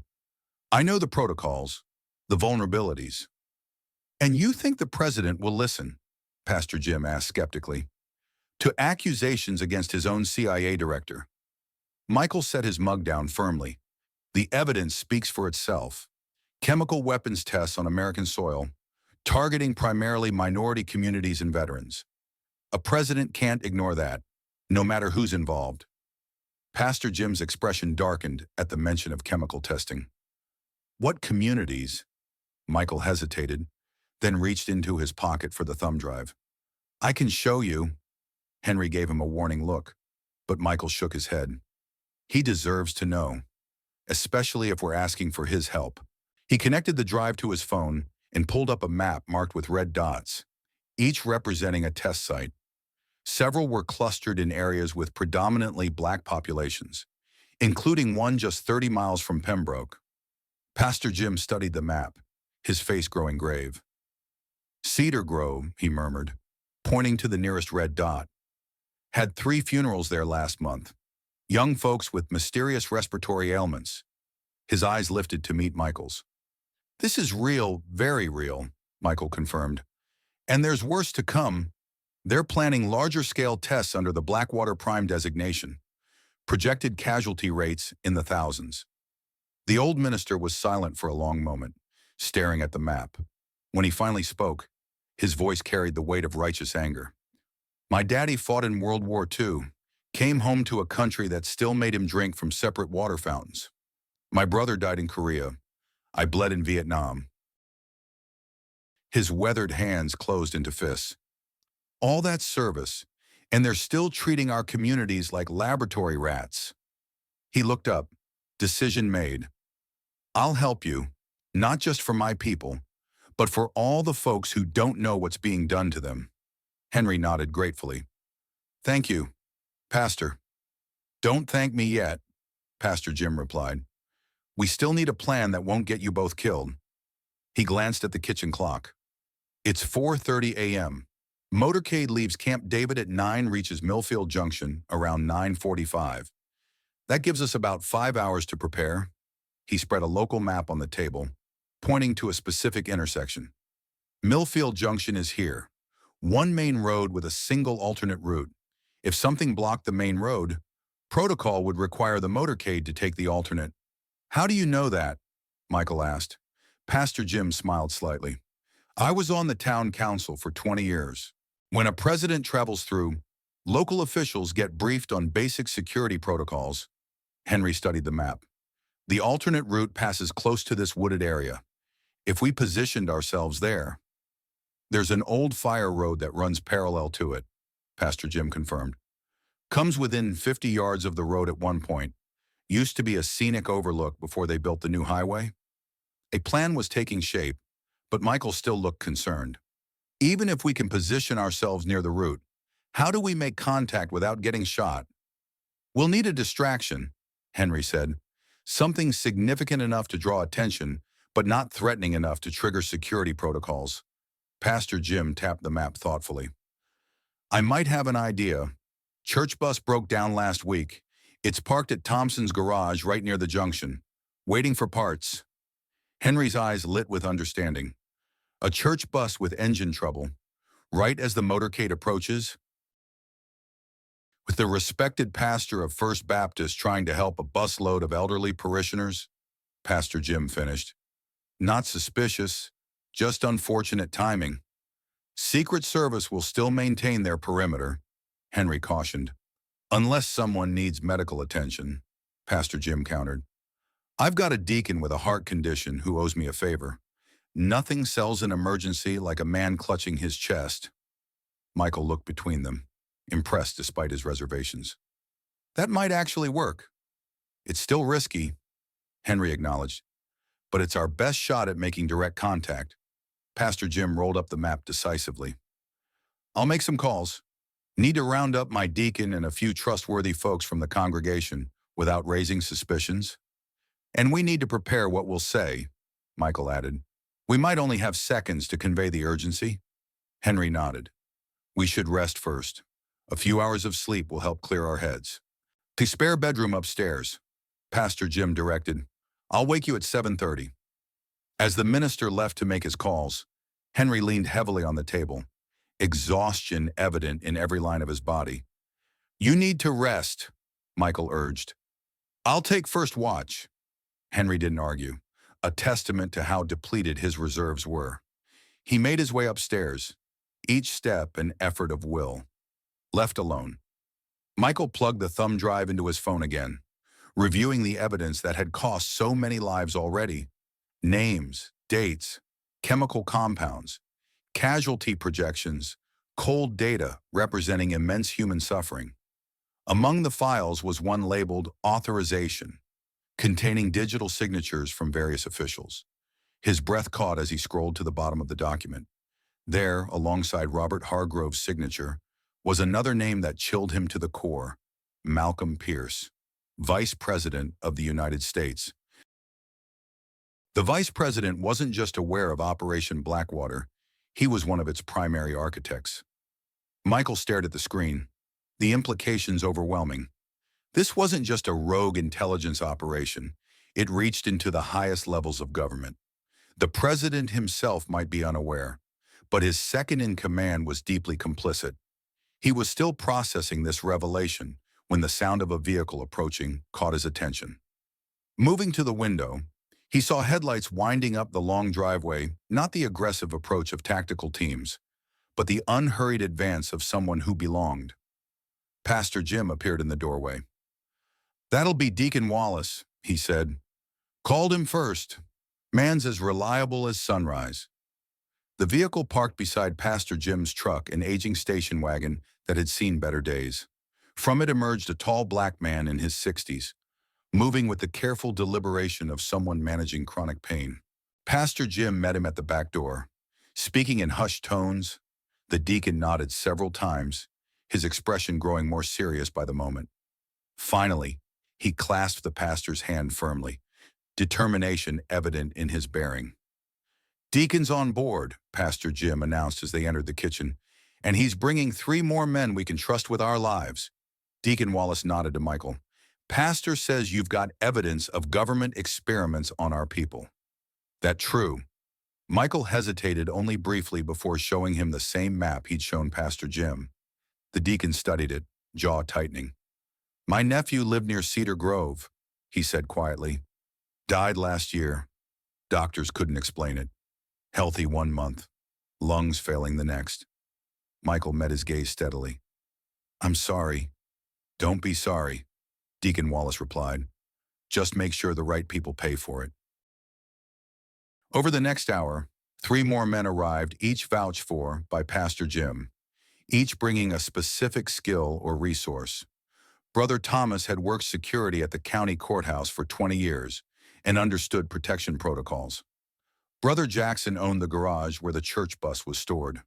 Brother Lewis had been a paramedic before retirement and could convincingly coach their medical emergency. By 7 a.m., they had developed a detailed plan, refined through decades of collective experience. The church bus would break down at precisely 9:37 a.m., blocking the main route the motorcade was scheduled to take. Secret Service advance teams would divert the president to the alternate route, where Deacon Wallace would be experiencing his heart attack just as the motorcade approached. They'll stop, Brother Thomas assured them. Not the whole motorcade, but a medical vehicle will break off to render assistance. Standard protocol. And that's our window, Henry said, having joined them after a few hours of restless sleep. But we need to ensure the president himself is aware of the situation, not just his medical team. Leave that to me, Pastor Jim said confidently. Presidents don't often ignore elderly black ministers causing a scene about an emergency, especially not in Virginia during an election year. The plan was bold, perhaps reckless, but it played to their strengths: Henry's knowledge of security operations, Michael's evidence, and the community standing of Pastor Jim and his deacons. At 8:15 a.m., they moved out in 3 vehicles. Pastor Jim drove the church bus, accompanied by Brother Jackson and 3 elderly church members who'd been told only that they were participating in an important demonstration of patriotism. Deacon Wallace and Brother Lewis took the station wagon, positioning themselves at the scenic overlook along the alternate route. Henry and Michael traveled with Brother Thomas in his pickup, maintaining radio contact with both groups. By 9:15 a.m., everyone was in position.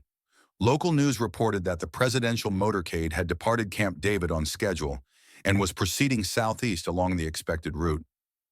This is actually going to work, Michael murmured as they parked in a wooded area overlooking the alternate route. Don't jinx it, Henry replied, checking his weapon one last time before concealing it. 1,000 things could still go wrong. Brother Thomas monitored a police scanner. State police reporting motorcade crossing county line, he announced. ETA to junction 15 minutes. Henry's satellite phone buzzed a text message from an unknown number. Eleanor secure. Moving to secondary extraction point. Hold position. His face registered surprise and relief. Eleanor's alive, he told Michael. Someone's helping her. Michael raised an eyebrow. Friend or foe? Unknown, Henry admitted. But if she's secure and mobile, she has resources we might need. At 9:32 a.m., Pastor Jim's voice came over the radio. Bus in position, engine failure complete, local deputies already on scene, directing traffic. 5 minutes later, Deacon Wallace reported, Secret Service advance team just passed our position. They've seen the roadblock. Definitely taking the alternate route. Henry checked his watch. 2 minutes to contact. Everyone remember no sudden movements. No reaching for pockets without announcing it first. These agents are trained to shoot first and ask questions later. The sound of approaching motorcycles reached them, the police escort leading the presidential motorcade. Brother Thomas handed Henry and Michael small American flags. Wave these, he instructed. Makes you look like supporters, not threats. The first vehicles appeared around the bend, police motorcycles followed by black SUVs, their windows tinted against the morning sun. In the middle of the formation was the distinctive presidential limousine, surrounded by additional security vehicles. Now, Henry said into the radio.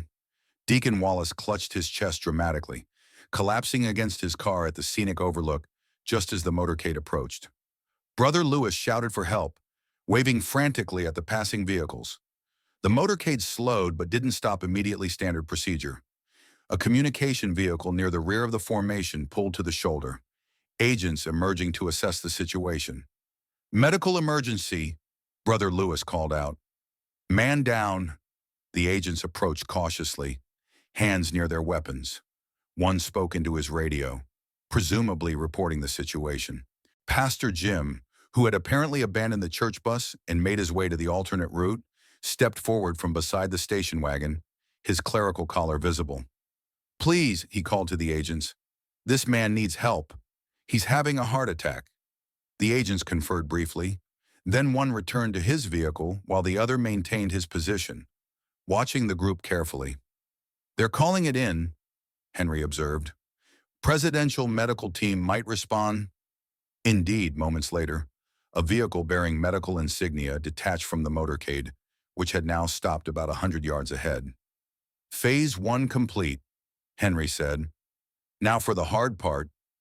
As the medical team approached, Pastor Jim began walking toward the main motorcade, American flag in one hand, Bible in the other. "Sir, you need to return to your vehicle," an agent called out. "I just want to thank the president for stopping to help one of my parishioners," Pastor Jim replied, continuing his steady advance. "God bless America, and God bless our president." The elderly minister's apparent patriotic enthusiasm placed the agents in a difficult position. Physically restraining a black pastor, waving an American flag would create exactly the kind of optics the White House wanted to avoid. "Move now," Henry directed. "Keep it casual but deliberate." Henry and Michael emerged from the tree line, also waving small flags, walking toward the motorcade with the purposeful stride of men who believed they belonged there. "Sir, return to your position immediately," an agent shouted, drawing his weapon. Henry raised his hands, flag still clutched in one. "We're not armed," he called back. "We have critical information for the president. Matter of national security." The agent spoke urgently into his radio, likely reporting the potential security breach. More agents emerged from vehicles, creating a protective barrier around the presidential limousine. Pastor Jim had reached a point about 30 yards from the president's vehicle. He stopped, hands clearly visible, projecting an aura of harmless dignity. "Mr. President," he called out, his voice carrying across the distance. "I'm Pastor Jim Williams of First Baptist Church.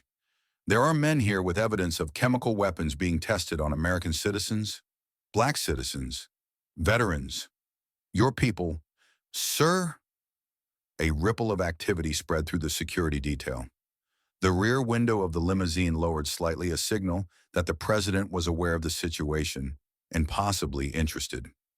Henry and Michael continued their careful approach, hands raised. "That's far enough," commanded a senior agent, stepping forward. "State your business." "My name is Michael Crawford," Michael replied. "Former Deputy Director of Cybersecurity at the Department of Defense. I have evidence of Operation Blackwater, an illegal chemical weapons testing program on U.S. soil authorized by Vice President Pierce and CIA Director Hargrove." The agent's expression didn't change, but he spoke into his wrist microphone, presumably relaying this information. After a tense moment, the limousine door opened. An agent leaned in, conferring with the occupant, then straightened up. "The president will give you 2 minutes," the senior agent announced. "Approach slowly. Any sudden movements will be met with lethal force." Henry and Michael exchanged glances of surprised relief. They moved forward with deliberate steps, hands remaining visible. As they neared the limousine, the door opened wider, revealing the President of the United States, flanked by 2 agents. "Mr. President," Michael began, "I have documented evidence of..." The crack of a rifle shot cut him off, followed instantly by the sound of a bullet striking metal. The presidential limousine's bulletproof glass had stopped a round aimed directly at the president. Chaos erupted. Agents swarmed the president, practically throwing him back into the vehicle. Others tackled Henry and Michael to the ground, while some returned fire toward the unseen sniper. Shooter on the ridge, someone shouted. Multiple hostiles. More gunfire erupted from the surrounding woods, a coordinated attack on the presidential motorcade. Pinned beneath a Secret Service agent, Henry managed to turn his head enough to see tactical teams emerging from the tree line, not Secret Service or regular military, but men in unmarked black gear, private contractors. "Mr. President," he shouted, "it's Hargrove's men. They're trying to stop us from reaching you." Whether the president heard him was impossible to tell. The limousine's doors slammed shut, and the vehicle accelerated away, surrounded by security SUVs. The agent holding Henry down yanked his arms behind his back, securing them with plastic restraints. "You set us up," the agent snarled. "No," Henry insisted. "We're the targets, not the president. Those are private contractors working for Director Hargrove." The firefight intensified, bullets whizzing overhead. The Secret Service agents were caught in a difficult position, protecting their prisoners while returning fire against unknown assailants.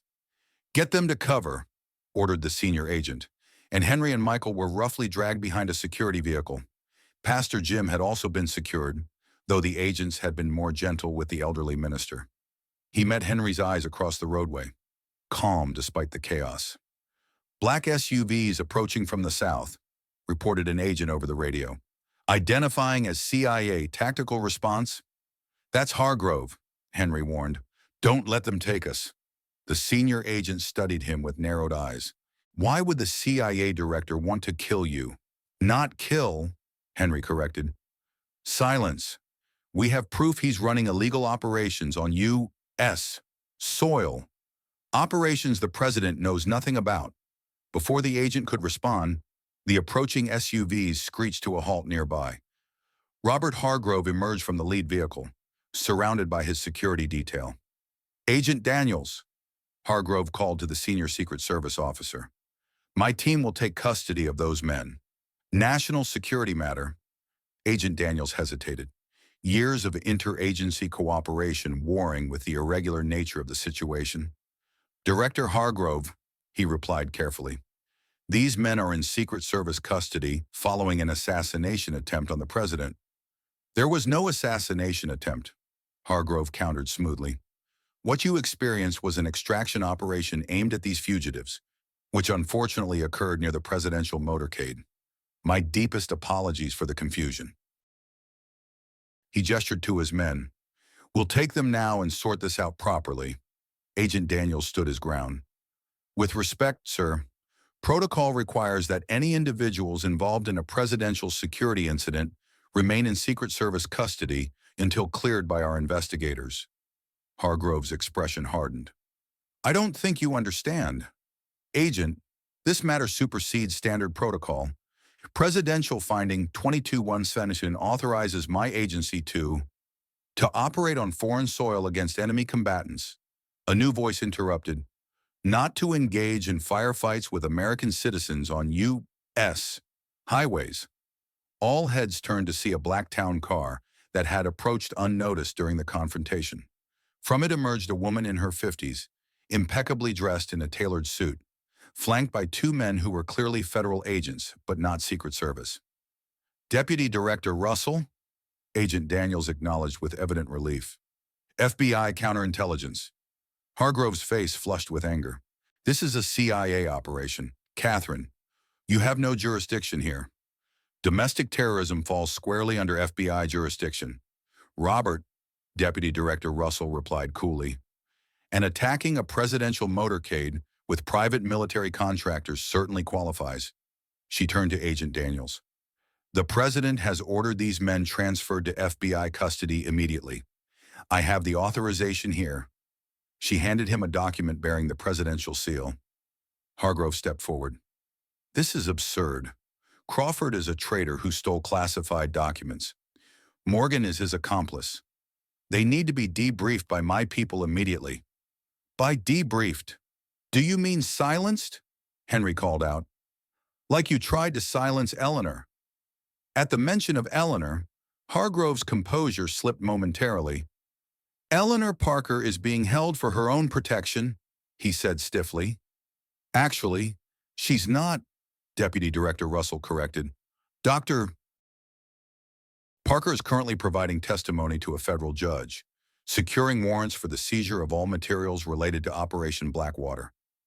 She nodded to her agents, who moved to take custody of Henry and Michael. Mr. Crawford, Major Morgan, you'll be coming with us. The president has some questions about the evidence you've been trying to bring to his attention. Hargrove's face contorted with barely contained rage. This is a mistake. Catherine, there are national security implications you don't understand? I understand perfectly, Robert, she replied. I understand that you and certain others have been operating a classified program on American soil, targeting American citizens, without proper oversight or authorization. She met his gaze steadily. And I understand that the president is extremely interested in learning why his vice president's signature appears on those authorization documents. Hargrove's eyes widened slightly, the first sign that he realized how completely his position had collapsed. You can't prove anything, he said, but his voice lacked conviction. Mr. Crawford's evidence says otherwise, Russell responded. As does the testimony of Dr. Parker and several scientists who were involved in the early stages of Blackwater. She turned back to her agents. Get them to the secure location. The president will meet us there. As Henry and Michael were led to the FBI vehicle, Pastor Jim approached Deputy Director Russell. Ma'am, he said respectfully, I'd like to accompany these men if possible. As a character witness, Russell studied him for a moment. You're the pastor who created the distraction that allowed them to approach the motorcade. Yes, ma'am, he acknowledged without apology. Sometimes the Lord's work requires a bit of misdirection. A ghost of a smile touched her lips. Get in the car, Pastor. I suspect your testimony will be valuable. As they pulled away, Henry looked back to see Hargrove still standing in the road, watching them with cold fury.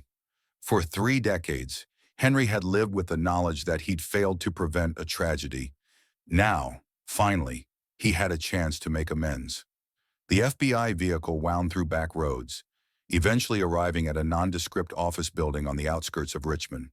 Inside, they were led to a secure conference room where Eleanor Parker was waiting, along with several senior officials.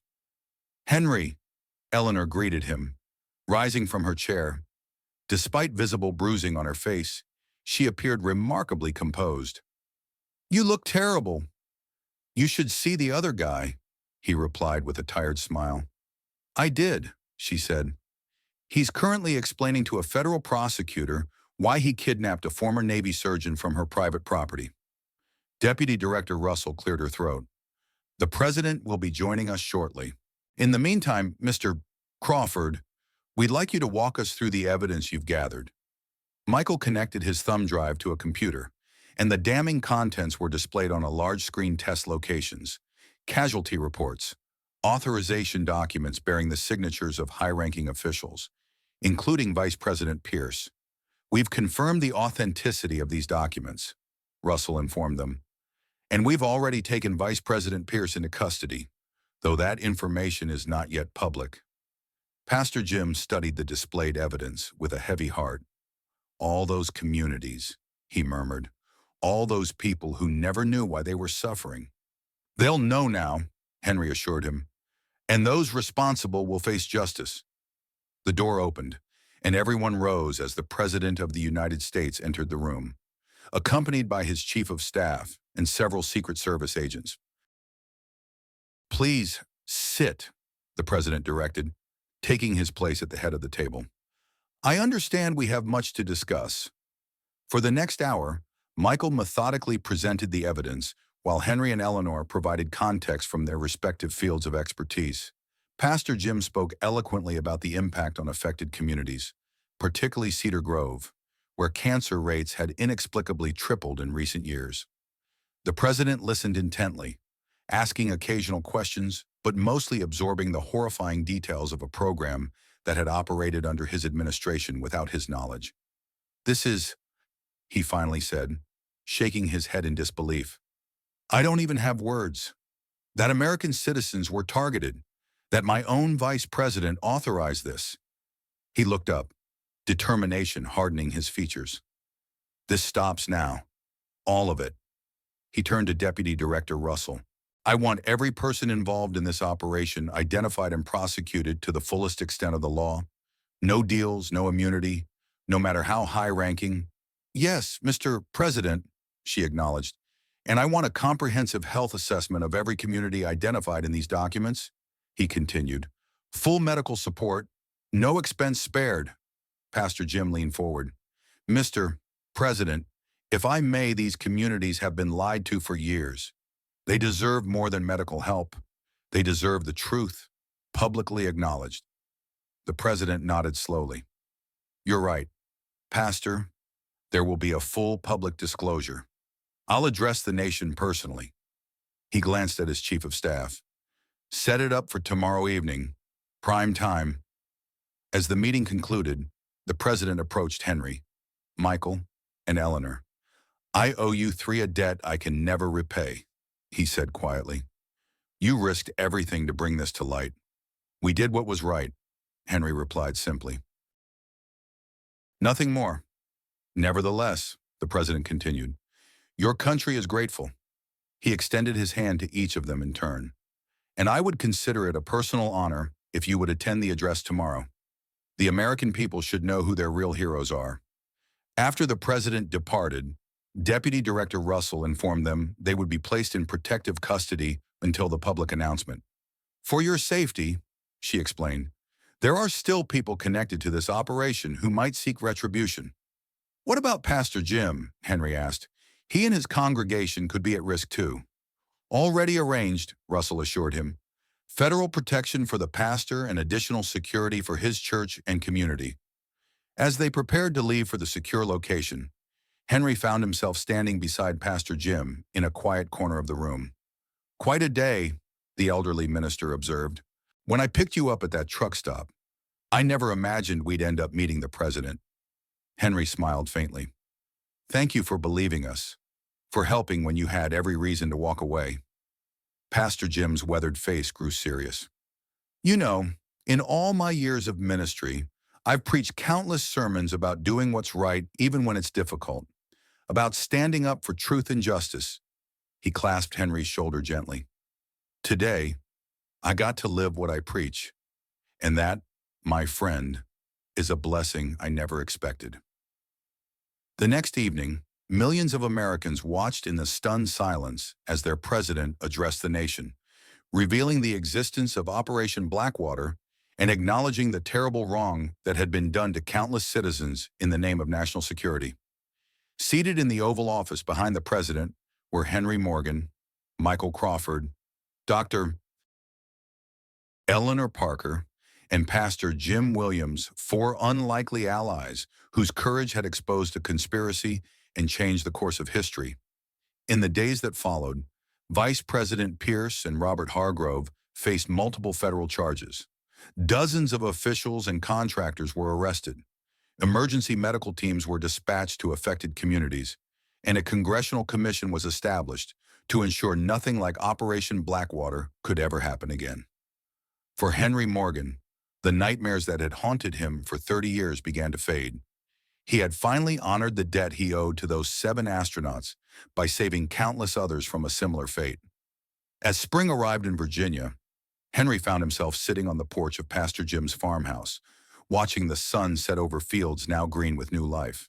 The president had offered him a position as special advisor on ethics in government operations, but Henry had declined. I've spent enough time in Washington, he had explained. I think I'll stay in Virginia, maybe fix some cars, help some neighbors, live quietly for a change. Pastor Jim had offered him the caretaker's cottage on the farm property, and Henry had accepted gratefully.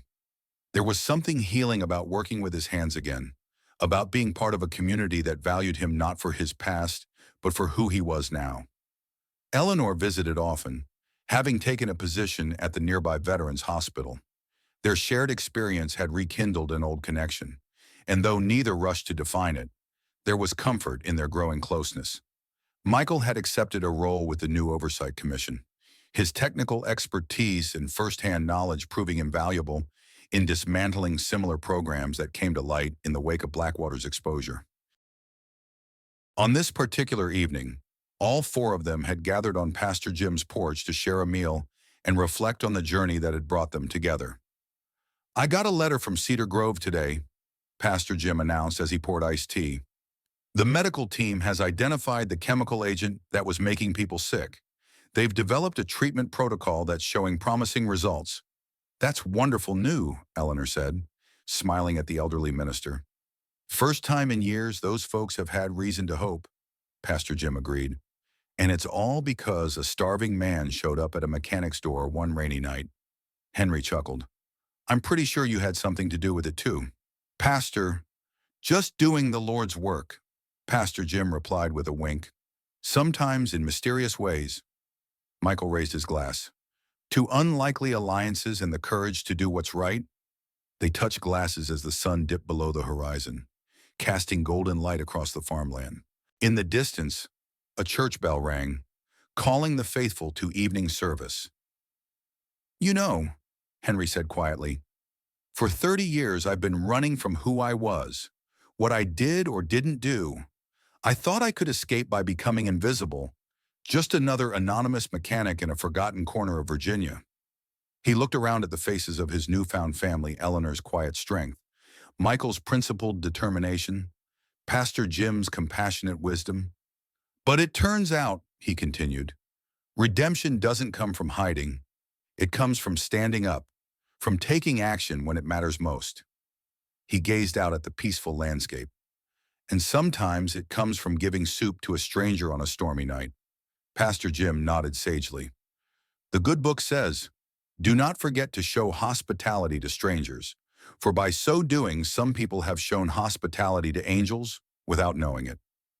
Henry smiled, feeling a peace he hadn't known in decades. "Not angels, Pastor. Just people trying to do the right thing in a world that doesn't always make that easy."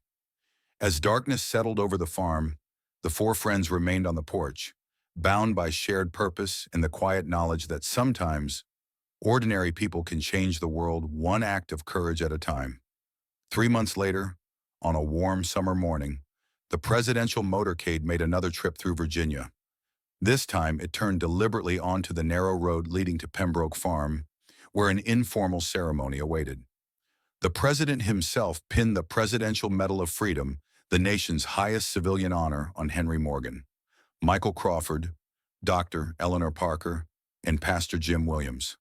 The citation read simply, "For extraordinary courage in defense of the American people, and unwavering commitment to the principles upon which our nation was founded." As cameras flashed and a small crowd of local residents applauded, Henry caught Eleanor's eye and smiled. The past could never be undone, but the future stretched before them, bright with possibility. And somewhere in the gentle Virginia breeze, he could almost hear the voices of 7 astronauts whispering, "Well done." They say the measure of courage isn't found in grand gestures, but in the quiet moments when nobody's watching, like an aging mechanic offering shelter during a storm, or a whistleblower clutching a thumb drive worth more than his life. The presidential medal now hangs in Henry's workshop, gathering dust beside wrenches and socket sets. Some days he forgets it's there. Other days, he catches its gleam in morning light and remembers the cost. Eleanor's bruised face, Pastor Jim's congregation standing guard outside their church for weeks. The names of those who didn't survive Operation Blackwater etched in granite at the new memorial. Truth extracted its price from them all, but so had silence, for 30 long years. From his porch on Pembroke Farm, Henry watches the sunset with Eleanor's hand in his. 2 battle-scarred souls finding peace in second chances. In Cedar Grove, children play in yards where once they couldn't breathe without pain. In Washington, Michael still fights, making sure the system remembers its debt to the forgotten. Perhaps that's the truest legacy of their journey, not medals or headlines, but the simple reminder that ordinary hands can still bend the arc of justice, even when the powerful would prefer we look away. What might we accomplish if we refuse to stay silent, just once, when it mattered most?